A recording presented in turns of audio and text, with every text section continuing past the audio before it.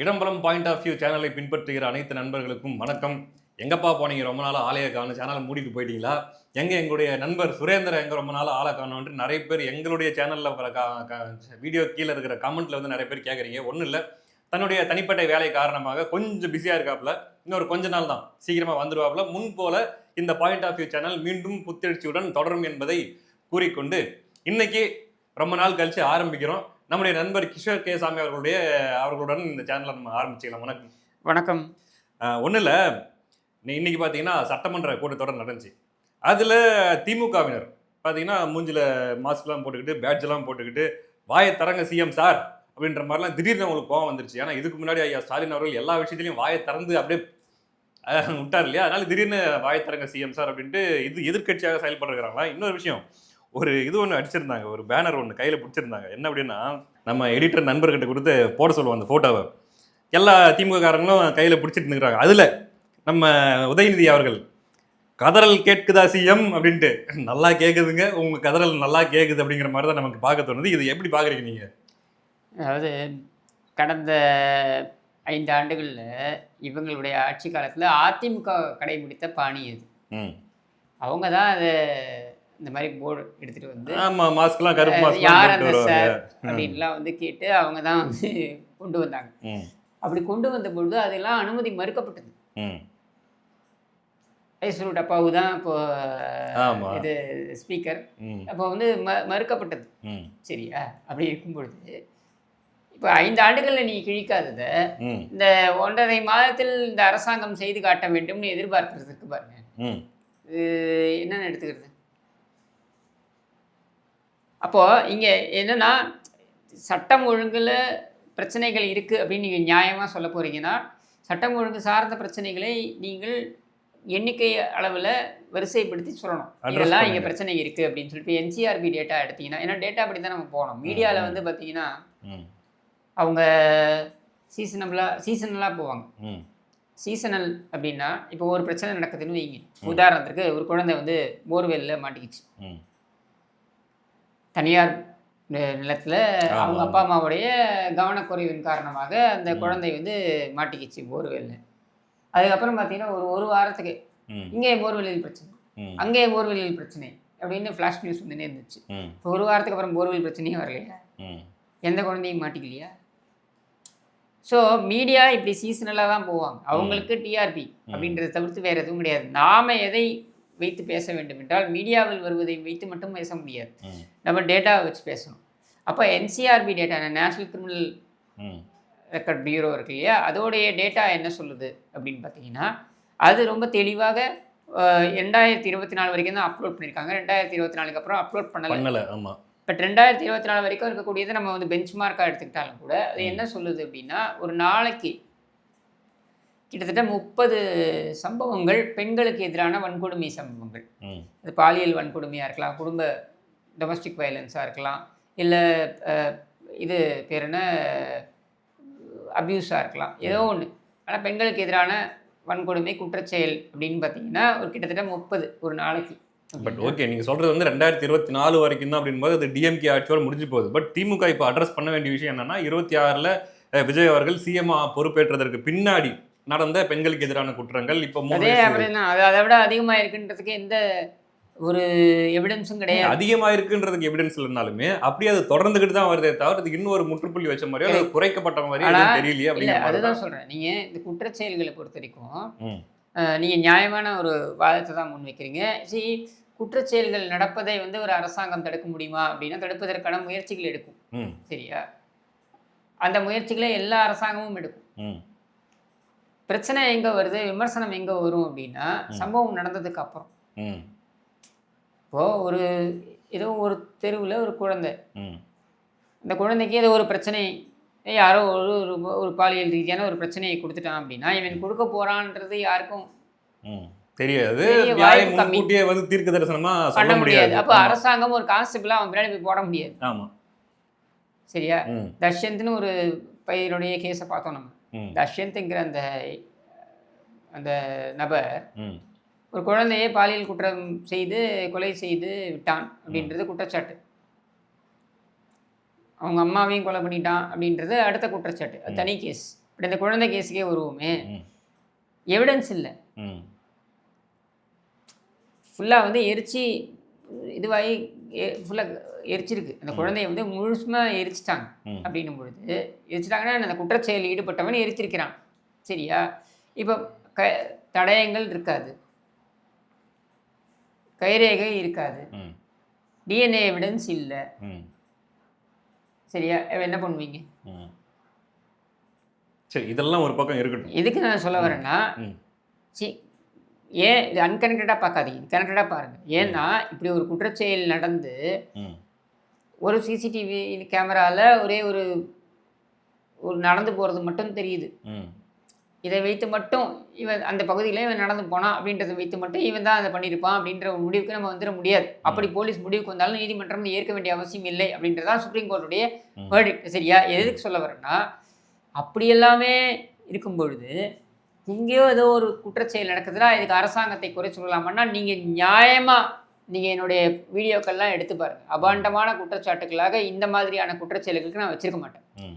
ஊழலில் வந்தால் சொல்லுவேன், நான் திமுககாரன் திருடன், அயோக்கியன், கண்டிப்பாக திருடி இருப்பான் அப்படின்றத சொல்லுவேன். ஆனால் இந்த மாதிரி குற்றச்சாட்டு வரும்போது ஒரு அரசாங்கத்தின் மீது பகிரங்கமாக நீங்கள் வந்து ஒரு பொறுப்பை சுமத்த முடியாது. ஏன்னா நம்ம எல்லாருக்குமே தெரியும். ஆமாம். ஏன் ஒவ்வொருத்தன் முன்னாடியே ஒரு போலீஸை போட முடியாது. ஸ்டாலின் கவர்மெண்ட் இருந்த பொழுதும் ஏதான் நான் பேசியிருப்பேன். இல்லை, நம்ம கேள்வி இப்போ என்ன வருது அப்படின்னா, இல்லை முதல் கேள்விக்கே நான் பதில் சொல்லிடுறேன், அதுக்கு அடுத்தது நீங்கள் கேளுங்க, அதுக்கும் பதில் சொல்கிறேன் நான். ஸோ இப்போ இந்த அரசாங்கத்தை நீங்கள் குறை சொல்கிறதுக்கு முன்னால் எண்ணிக்கை அளவில் இது அதிகரிச்சிருக்கு அப்படின்றதுக்கான ஏதாவது ஒரு இது இருக்கணும். ஆனால் கடந்த அரசாங்கத்துக்கும் இந்த அரசாங்கத்துக்கும் டிஃப்ரென்ஸ் என்ன அப்படின்னு கேட்டிங்கன்னா, அங்கே தான் நான் சொல்கிறேன் நடவடிக்கை. ஒரு விஷயம் நடந்துருச்சுன்னா அது மேலே நடவடிக்கை எடுக்கும் பொழுது வேற. ஒரு விஷயம் நடந்து அதை மூடி மறைப்பதற்கு என்னெல்லாம் செய்யலாம் அப்படின்னு ஒரு அரசாங்கம் இறங்கும் என்றால் அங்கே சந்தேகம் யார் மேலே வரும்? அரசாங்கம் மேலே தான் வரும். அரசாங்கம் சார்ந்து இருக்கவங்க மேலே வருமா வராதா? கட்டாயமா. உதாரணத்திற்கு அண்ணா நகர் வழக்கு எடுத்துக்கோங்க, அண்ணா பல்கலைக்கழக வழக்கு எடுத்துக்கோங்க. அப்புறம் அண்ணா நகரில் அந்த பாலியல் குற்றச்செயல் அந்த சிறுமிக்கு இன்சிடென்ட் நடந்தது எடுத்துக்கோங்க. குற்றச்செயல் நடந்துருச்சு. அந்த குழந்தைங்களோட அப்பா அம்மா இது போலீஸ் ஸ்டேஷனுக்கு போகிறாங்க. அந்த அப்பா அம்மா தாக்கப்படுறாங்க. ஆமாம். அது மாதிரி சம்பவம் இங்கே நடந்திருக்கா? இதான் கேள்வி.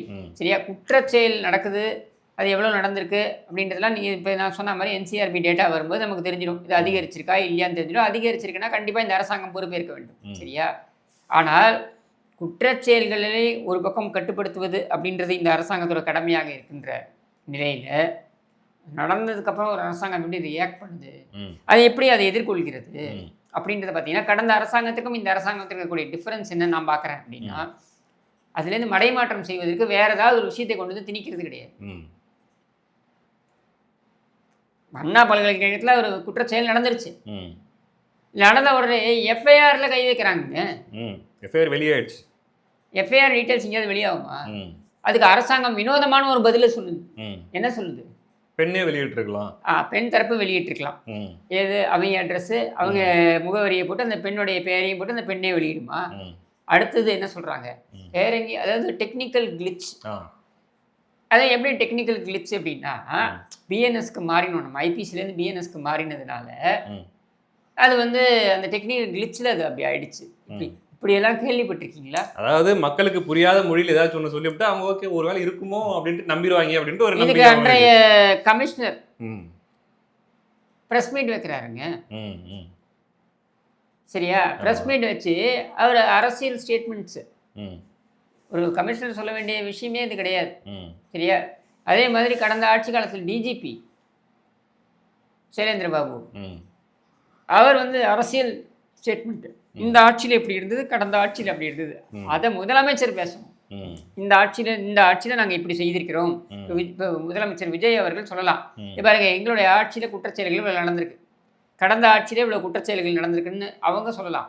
ஒரு டிஜிபி சொன்னா, ஒரு அதிகாரி பேசலாமா இந்த மாதிரி? இதெல்லாம் கடந்த ஆட்சியில் நடந்தது, இதெல்லாம் நம்ம மறந்துடுவோன்னு இவங்க நினச்சிக்கிட்டு இருக்காங்க, இல்லை மறக்கணும்னு இவங்க எதிர்பார்க்குறாங்க. அதுக்காகத்தான் இந்த நாடம். இப்போ வாயை திறந்து விஜய் சிஎம்னு கேட்குறீங்க, அப்போ வாயை திறந்தாரா சிஎம்? அந்த சிஎம் வாயை திறந்தாரு. எப்படி திறந்தாரு தெரியுமா? அந்த அண்ணா பல்கலைக்கழக விவகாரத்தில், ஞானசேகரன் விவகாரத்தில் ஞானசேகரன் கட்சியில் பொறுப்பில் இல்லை, அனுதாபி. ஆனால் அவர் திமுக அனுதாபி. ம். அது அன்பு தம்பி ஞானசேகரன் ம். யார்? நம்ம ஐஸ்ரூட் அப்பாவு. ஆமா. ஒரு பேரவைத் தலைவர் ஒரு பாலியல் குற்றவாளியை அன்பு தம்பி என்று அழைப்பார் என்றால் ம். அப்புறம் நான் என்ன சொல்றதுக்கு? ம். இதெல்லாம் சட்டமன்றத்தில் நடந்த கூத்து. ம். அப்புறம் இன்னொரு விஷயத்துக்கு வாய் திறந்தாரு. என்ன அப்படின்னா, மடப்புறம் அஜித்குமார் அவருடைய கொலை வழக்கு அவங்க அம்மாவுக்கு ஃபோன் பண்ணி, சாரிங்க தப்பாகி போச்சு, மன்னிச்சிருங்க, ஏதோ அது தெரியாதனமா சாரிங்க நடந்துச்சு." தெரியாம பண்ணிட்டோம். ஆ. இப்போ நம்ம போய் உதவாநிதி 2 அறை விட்டு துர்கா ஸ்டாலின் ஃபோன் பண்ணி சாரிங்க தெரியாம பண்ணிட்டோம்னு சொன்னா ஒத்துப்பாங்களா? ம். எப்படியெல்லாம் இவங்க அது இன்னும் நிறைய கூத்தெல்லாம் நடந்திருக்கு. ம். அஜித்குமார் மரணத்தில், திருபுவனம் அஜித்குமார் மரணத்தில் பார்த்தீங்கன்னா அந்த சாட்சியங்கள்லாம் அழிக்கப்பட்டன. ம். அதுக்கப்புறம் இப்போ ஒரு 2 மாதத்துக்கு முன்னாடி அந்த தகவல், 2-3 மாதத்துக்கு முன்னாடி அந்த தகவல் வந்துச்சு. என்ன? அஜித்குமார் நகையை திருடவே இல்லை ஆமாம் அப்படின்னு போலீஸ் தரப்பில் சொல்லப்படுது. சிபிஐ ம். இன்கொயரியில் தெரிய வருது. ம். சரியா? யோசிச்சு பாருங்க. அப்போது என்ன ரீசனுக்காக அவர் கடத்தப்பட்டார்? ம். லாக்அப் மரணம் கிடையாது, ஜுடிஷியல் கஸ்டடியில் மரணமும் கிடையாது. அது வந்து கடத்தப்பட்டு கடத்தப்பட்ட அடித்து கொலை செய்யப்பட்டார். ஒருத்தரை போலீஸ் கடத்தி எங்கேயாவது கேள்விப்பட்டிருக்கீங்களா? இதை கேள்விப்பட்டுமே இப்போ. இது இன்னொரு சம்பவம் நடந்தது, ம். அதையும் மறந்துறாங்க. ஒரு ஏடிஜிபி ம். அவருடைய கார் காணாமல் போயிடுச்சு. ம். இது நம்ம கார் காணாமல் போச்சுன்னா போலீஸ்ட்டு போவோம். ம். போலீஸ் காரே காணாமல் போயிடுச்சு. ம். எப்படி காணாமல் போச்சுன்னு அவருக்கே தெரியலையாம். ம். இது அவர் வீட்டு காம்பவுண்டுக்குள்ள ஒரு ஏடிஜிபின்னா அவருக்கு பாதுகாப்பு இருக்கும்ல, ம். அதையும் மீறி ஒரு கார் காணாமல் போகுதான். அந்த கார் வந்து அந்த காரில் ஒரு சிறுவன் கடத்தப்படுகிறான். ம். சரியா? ம். இது நடந்தது. ம். சரியா? ஏடிஜிபி ம். நானும் சாட்சி, நான் குற்றவாளி கிடையாது அப்படின்னு இவர் போய் நிற்கிறாரு. நான் கடத்தலைங்க, நானும் சாட்சிங்க, என் கார் போனது எனக்கு தெரியாதுங்க. ஒரு ஏடிஜிபிக்கு தெரியாமல் அவர் வீட்டிலிருந்து உச்சபட்ச பாதுகாப்பில் ஒரு கார் முதல்ல கடத்தப்படுது. அந்த காரில் ஒரு சிறுவன் கடத்தப்படுகிறான். இதெல்லாம் இந்த கூத்தெல்லாம் நடந்தது திமுக ஆட்சியில். இதெல்லாம் நம்ம மறந்துருந்தோமா? இல்லை, குறைஞ்சபட்சம் இந்த 3 வயசு குழந்தை இவங்க சொல்கிறாங்க இல்லையா, கொலை செய்யப்பட்டுச்சு, பயங்கரமாக கொந்தளிக்கிறாங்க. என்னமோ சமுதாயத்தின் மேலே திமுகவுக்கு அவ்வளோ பெரிய அக்கறை. என்ன ஒன்றுன்னா கொந்தளிக்க வேண்டியது தான். சொல்லுங்க. அதான் சொல்லி முடிச்சிடறேன். அக்கறை என்ன அப்படின்னு என்னன்னா, அட்லீஸ்ட் குறைஞ்சபட்சம் அந்த செஞ்ச நபரை உடனடியாக கைது பண்ணி அதுக்கேற்ற நடவடிக்கைகளை இப்போ இது தாவேக அரசு எடுத்துட்டு இருக்கு. நீங்கள் குறிப்பிட்டது போல இதுக்கு முன்னாடி அந்த 2 வயசு குழந்தை கிருஷ்ணகிரி பகுதியை சேர்ந்த ஒருத்தன், திமுகவை சேர்ந்த ஒருத்தன் கொலை பண்ணிட்டான். 1 மாசமா போலீஸ் பிடிக்கல. சொல்லுங்க. 1 மாசமா இல்ல பாஸ், 4 மாசம் நினைக்கிறேன். 75 நாட்கள் இந்த எஃப்ஐஆர்ல போடாம குளறுபடிகள் நடந்திருந்தது. போஸ்ட்மார்ட்டம் ரிப்போர்ட்டை வந்து மாத்தி இருக்காங்க. சரியா? அந்த குழந்தை மிக மோசமாக, உண்மையான போஸ்ட்மார்ட்டம் ரிப்போர்ட் என்ன சொல்லுது, உண்மையான மெடிக்கல் ரிப்போர்ட் என்ன சொல்லுதுன்னா, அந்த குழந்தையுடைய பிறப்பு உறுப்பில் மிக மோசமாக சிதைக்கப்பட்டிருக்கு. 2 வயசு குழந்தை. 75 நாட்கள் நடவடிக்கை இல்லை. ஏன் நடவடிக்கை இல்லைன்னா ஆளுங்கட்சி. அத்தனைக்கும் அவனை வந்து அங்க எல்லாரும் பட்டப்பேர் வந்து கலைஞர்னு வச்சு கூப்பிடுறாங்க. பேர் தான். அந்த வந்து அவ்வளவு பெரிய இன்ஃப்ளூயன்ஷியலான பர்சனும் கிடையாது. சாதாரண ஒரு திமுக ஒரு இன்ஃப்ளூயன்ஷியலான பர்சன் இல்லைன்னும் பொழுதே இந்த மாதிரியான ஊழல் நடக்குதுன்னா, அவன் கிட்னி திருடின கதிரவனுங்க, எம்எல்ஏ வேற போதா குறைக்கு, அவனுக்கு திரும்பி வாய்ப்பு வேற. சரியா? இவன் கெட்ட கேடு. இவர் கேட்டாரு, அவர் கிட்ட கேடு அப்படின்னு அந்த செந்தில் பாலாஜி கேட்டாப்புல, இவங்க கிட்ட கேடு, இவனுக்கு எதுக்கு நீ திருப்பி வாய்ப்பு கொடுத்த? அவன் ஓப்பனா அவன் சொல்றான், எங்க அப்பா என்ன உன் கிட்னியை மட்டும் பிடுங்கி ரோல்ஸ் ரைஸ் வாங்க முடியுமா, இந்த கார்லாம் நீ யோசிச்சு பார்க்க முடியுமா? அவன் சொல்றான். அதை வெளிப்படையா என்ன சொல்றது, டிக்ளரேஷன். ஊர்ல இருக்க அத்தனை கிட்னி பிடிங்கினாதான் அந்த காரை வாங்க முடியுன்றான் அவன். இதுல பாருங்க இன்னொரு அதுக்கு ஒரு விளக்கத்தை கொடுத்தான். இது யார் தெரியுமா? இந்த அண்ணா பல்கலைக்கழக விவகாரத்துல உண்மையில் கைது செய்யப்பட்டிருக்க வேண்டிய மாசு சார். என்ன கொடுத்தான் விளக்கம்? அது கிட்னி திருட்டு கிடையாது, முறைகேடு, கிட்னி முறைகேடு. இதெல்லாம் மனசாட்சி இருக்கிற யாராவது யோசிச்சு பாருங்க. நம்ம இப்ப நகைச்சுவே சொல்றோம், ஆனா உண்மையில எத்தனை பேருடைய வாழ்க்கையில விளையாடிருக்காங்க பாருங்க. கேவலம் 10,000 15,000 ரூபாய்க்கு அந்த நபர்களுடைய வாழ்க்கையில விளையாடிய கடைந்தெடுத்த அயோக்கியர்கள். இவர்கள் மீது ஏன் இவ்வளவு தீராத கோபம் இருக்கு தெரியுமா? செய்யற தப்பு, அந்த செய்யற தப்புக்கு அப்புறம் ஒரு யோக்கிய வேஷம் போட்டு வராம பாரு, அதை பார்க்கும்பொழுது தான் நமக்கு அப்படியே பிளட் பாயில் ஆகுது. ஆமாம். ஒரு இந்த இந்த அயோக்கிய நாய்களுக்கு இந்த போர்டு ஒன்று தான் கேடு. அந்த போர்ட்லயே அது ஒண்ணு மட்டும் இல்ல, இங்க பாருங்க. வாயில் ஏதாவது வருமா சிஎம் சார், வாய் திறக்க மாட்டீங்களா அப்படின்ற மாதிரி ஒண்ணு. இன்னொன்னு காரி உமிய எச்சில் வரும் ம் உங்க மூஞ்சில. இன்னொன்னு தற்குறி ஆட்சி தமிழ்நாடே சாட்சி ம் அப்படின்ட்டு ஒரு போர்டு பிடிச்சிருக்காங்க. ம் ஏன்னா இவருடைய முன்னாள் சிஎம் வந்து பயங்கரமான ஜீனியஸ் இல்லைங்களா? அதான் சொல்றேன் நான். ஆமா. அவர்கள் தற்கொலைன்னா நீங்க யாரு? ம் அவர்கள் தற்கொலை என்றால் நீங்கள் யார்? ம் அப்போ இதுக்கு முன்னாடி அவருக்கு வச்சிருந்த பட்டப்பெயரை பார்த்தீங்கன்னா நமக்கு தெரியாத, நான் வெளியே சொல்ல விரும்பல. ஐயா ஸ்டாலின் அவர்களுக்குன்னு ஒரு சிறப்பு பட்டப்பெயர் ஒன்று வச்சிருந்தாங்க. தத்தி ஆட்சி. நான் சரி விடுங்க. அப்படின்னும் போது அப்படிப்பட்ட நபர்கள் உங்களுடைய பாஸ்ட் ஹிஸ்டரிலாம் எப்படி இருக்குது, உங்களுடைய ரெக்கார்டு, இந்த 5 வருஷம் ரெக்கார்டை வச்சுக்கிட்டு அந்த அப்படிப்பட்ட ஒரு ரெக்கார்டை பின்னாடி சுமந்துக்கிட்டு வந்து முன்னாடி இருக்கிறவங்களை பார்த்து நீங்க தற்கொலைன்றதும், அவங்கள பார்த்து வாயை திறங்க சிஎம்ங்கிறதும் உங்க ஆட்சியில இன்னைக்கு நேத்தி இல்ல சிவா, இன்னைக்கு பண்ற வேலையா அது நினைக்கிறீங்களா? இல்ல, இவன் சோற்றல் அடித்த பிண்டங்கள்னு ஓட்டு போடாத மக்களை சொன்னார்ல கருணாநிதி. ஏன்னா இவங்களெல்லாம் நீங்க சாதாரணமா எடுத்துக்கிட்டீங்களா? இவர்கள் மக்களை எல்லாம் என்ன வேணாலும் பேசுவாங்க. இவங்களுக்கு அறிவே கிடையாது. இன்ஸ்டாகிராமால் வெற்றி பெற்று விட்டார். இன்ஸ்டாகிராமில் பொண்ணு காலத்தை ஏட்டு போனது ஓம்புள்ள கேட்கறதுக்கு உனக்கு துப்பு இல்லாதனால தான் நீ தோத்து போன. இதில் ஸ்டாலின் வேற சொல்றார் வந்து என்ன தெரியுமா, முதலமைச்சர் அவர்களே காது கொடுத்து கேளுங்கள்ட்டு. நீ காது கொடுத்து கேட்டிருந்தா நீ இருந்திருப்பிய நீ முதலமைச்சரா? அது இன்னொன்னு, பத்திரிகையில் உங்கள் கட்சியை பற்றி உங்கள் ஆட்சியை பற்றி ஒரு விமர்சனங்களை தினசரி படியுங்கள் அப்படின்ட்டு ஒரு அறிவுரை கொடுத்துருக்காரு. அதெல்லாம் நீ பண்ண வேண்டியது தானே. நீ பண்ணாத நான் பண்ணல நீயாவது பண்ணு அப்படின்னு சொல்றாரு போல இருக்கு. அப்படி வேணா எடுத்துக்கலாம். அப்படி வேணா எடுத்துக்கலாம். ஏப்பா இதெல்லாம் பண்ணாதனால தான் இந்த நிலைமையில இருக்கிற, நீயாச்சும் இதெல்லாம் கொஞ்சம் பார்த்து. அதனாலதான் எனக்கு குளத்தூர்லயே நக்கிட்டு போச்சு. அது எப்படி குளத்தூர்ல எல்லாரையும் இப்படி டான்ஸ் ஆட வச்சுட்டு ஆட வைக்கிறது அப்படியே பெரிய இவர் மன்னர் ராஜராஜ சோழன் இவர், அவங்க எல்லாம் பாவம் அப்படியே மன்னர் அப்படியே போற்றி அப்படியே அங்கே பாடுறாங்க. சேகர்பாபு வந்து மகிழ்விக்கிறார். சேகர்பாபு பக்கத்துல நின்றுக்கிட்டு அவன் ஒரு பொறுக்கி, நீ முன்னாள் பொறுக்கி, சரியா? 2 பேரும் வந்து அங்கே எல்லாரையும் ஆட வைக்கிறது. ஏன் உன் வீட்டு பொம்பளைங்கெல்லாம் ஆட விட்டு ரசிகையும் பார்க்கலாம், ரசிப்பியா? உன் வீட்டு பொம்பளைங்க போய் அந்த கார் திறந்து அந்த அப்படி அந்த புடவை லேசா இப்படி வந்தா கூட இப்படியே ஓடுறான். இவன் அமைச்சர் வெக்கம் இல்லாதவன் ராஸ்கல். இவன் ஓடி போயிட்டு அந்த புடவை எடுத்து அப்படி உள்ள வைக்கிறான். ஏன் அந்த அம்மா பண்ணிக்காத அதை? இன்னொரு வாட்டி பார்த்தீங்கன்னா உதயநிதி அவர்கள் அவர் காருக்குள்ளேயே உட்காந்துக்கிட்டு வெளியில வெயில்ல அந்த பிள்ளைங்க எல்லாம் வெளியே டான்ஸ் ஆடிட்டு இருந்து உள்ள உட்காந்துக்கிட்டு ஏசியில உட்காந்து அண்ணர் பரம்பரை இவர்கள் எல்லாம் அரசு பள்ளி மாணவர்கள வெளில நிக்கணும். இதுல வேற இவர் நடந்து வருவானோ இந்த இந்த இந்த பொறுக்கி, இவன் நடந்து வருவானா, இவன் நடந்து வந்து பூ மாலை அப்படி போட்டு இவர் அந்த பூ மேல அப்படி நடந்து வருவாங்க. ஆமா. ஸோ இப்படியெல்லாம் தான் இருந்துச்சு திமுகவுடைய ஆட்சி. இப்போ வந்துகிட்டு இவங்க திடீர்னு எப்போ நடக்குது, தூய்மை பணியாளர்கள் அங்கே வந்து ஒரு மிகப்பெரிய ஒரு போராட்டம் நடத்திக்கிட்டு இருக்கும்போது பக்கத்து தெருவில் உட்காந்துட்டு இந்த குடும்பமே, இந்த கேடுகட்ட குடும்பமே உட்காந்து வேடிக்கை. இது அந்த கூலி படம் பேரை பாருங்க. இவர்கள் கூலிக்கு மாரடித்து கொண்டு அந்த ஹோட்டலில் நிற்கிறாங்க. இவங்க கூலி படத்தை பல 100 கோடி ரூபாய் இவருடைய குடும்பம் வந்து செலவு பண்ணி தயாரிக்கிறது. அதை வந்து பார்த்து இவனை குதூகலமாக அங்கே. ஸோ இப்படியெல்லாம் தான் திமுகவுடைய ஆட்சி இருந்தது. அதனால தான் நம்ம மறுபடியும் படித்து சொல்கிறது மக்கள்கிட்ட, பயங்கரமான மக்கள் மீது அக்கறை கொண்டவனர் திமுகவினர். ஆனால் எப்போ எதிர்கட்சியாக இருக்கும்போது இவர்கள் பயங்கரமான அக்கறைகள் கொண்டவர்கள், இவர்கள் படு பயங்கரமான அயோக்கியர்கள். ரைட்டுங்க, அட்லீஸ்ட் அக்கறைக்கிற மாதிரியாச்சும் காட்டிக்கிறாங்கல்ல, அதுக்காக வச்சு அவங்களுக்கு நிரந்தரமாக எதிர்கட்சியாகவோ அல்லது 3ஆம் 4ஆம் இடத்திற்கோ தள்ளிட்டீங்கன்னா தமிழ்நாடு நல்லா இருக்கும் அப்படின்றது கூறிக்கொண்டு, இப்போ கூட பார்த்தீங்கன்னா சட்டப்பேரவையில் முதல்வர் விஜய் அவர்களுக்கு வாயை திறங்க சிஎம் சார் அப்படின்னு சொல்லியிருக்காங்கன்னா வாயை திறக்கணும். அவரும் வாயை திறக்காம நான் சொல்றேன், அவர் திறந்து வாயை திறந்து என்னென்ன முதல்ல என்ன தெரியுமா, முதல்ல வந்து என்னென்ன நடவடிக்கைகளை இந்த அரசாங்கம் எடுத்திருக்கிறது அப்படின்றத சொல்லிடணும். சொல்லி முடிச்சுட்டு இதெல்லாம் நாங்கள் பண்ணியிருக்கோம், இதெல்லாம் கேட்கறதுக்கு முதல்ல உனக்கு தகுதி இருக்கா? நீ கேள்வி கேட்ட, நான் பதில் சொல்லலாம், என்னுடைய கடமை. நான் பதில் சொல்லி முடிச்சுட்டேன்.